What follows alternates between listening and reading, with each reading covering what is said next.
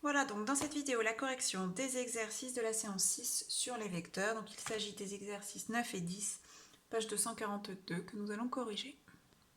Donc dans ces deux exercices on est toujours sur la notion de vecteur collinéaire, sauf que cette fois-ci on va travailler avec le déterminant. Donc on a des points dont on vous donne les coordonnées, donc A, moins 2, 1, B, 0, moins 3, C, 1, 1 et enfin D, 5, moins 3. On nous demande de calculer le déterminant des vecteurs AB et BC. Donc déjà, de toute manière, il nous faut les coordonnées des vecteurs AB et BC. Donc pour AB, la formule est toujours la même. XB moins XA, YB moins YA. On calcule sans se tromper avec les signes. Donc 0, moins 2, ce qui fait 2. Moins 3, moins 1, ce qui fait moins 4. Même chose pour BC, donc, sauf que la formule change, XC moins XB, YC moins YB. On a donc pour BC les coordonnées 1, moins 0 et 1, moins 3, ce qui fait 4. À partir de ces coordonnées, on peut calculer le déterminant des vecteurs AB et BC, qui se note aussi sous cette forme-là, donc 2, moins 4, ces nombres-là, 1 et 4. Pour calculer, on va faire 2 fois 4, donc moins 4 fois 1.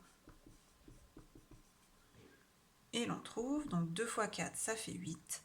Moins 4 fois moins 1, ça fait moins 4, sauf qu'on l'enlève, donc ça fait 8 plus 4, 12. Donc le déterminant des vecteurs AB et BC est égal à 12. On poursuit avec la deuxième question, donc ce sera le même principe avec les mêmes points. Alors, donc cette fois-ci, on vous demande les vecteurs AC et DB. Je vais prendre un autre feutre. Alors, AC, pour les coordonnées qu'on va devoir calculer, on va faire XC moins XA, YC moins YA. Du coup, XC, c'est 1, moins 2, ça va faire 3 pour la première, et 1, moins 1, 0 pour la suivante. Pour DB, XB moins XD, YB moins YD, ce qui nous fait pour le vecteur DB les coordonnées. Donc, 0, moins 5, et moins 3, moins 3, ce qui fait 0. On calcule le déterminant de nos deux vecteurs, donc 3, 0, moins 5, 0, 3 fois 0, ça fait 0,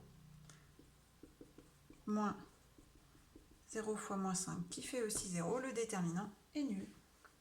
On va passer à l'exercice numéro 10. Alors, dans l'exercice 10, on travaille avec 3 points ABC dont on vous donne les coordonnées et il faut commencer par calculer le déterminant des vecteurs AB et AC. Alors, on calcule les coordonnées des vecteurs en question. J'ai réécrit la formule comme vous pouvez le voir. Donc, XB 4 moins XA 2, ce qui fait 2. Et ensuite, moins 2 moins 3, moins 2 plus 3, donc 1. Le deuxième vecteur, c'est le vecteur AC, donc XC moins XA, YC moins YA, ce qui nous permet d'obtenir 8 moins 2, 6 et 0, moins 3, donc 3. Maintenant, je peux calculer le déterminant de AB AC. On écrit sous cette forme-là et on fait le calcul. 2 fois 3 moins 1 fois 6. Et ça fait 0. Qu'est-ce qu'on peut en déduire pour ces deux vecteurs?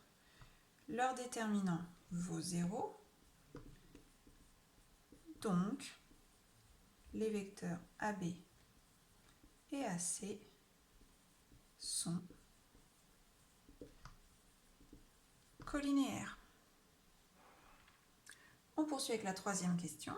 En déduire une égalité avec ces deux vecteurs. Donc là, il faut revenir à la définition de vecteur collinéaire.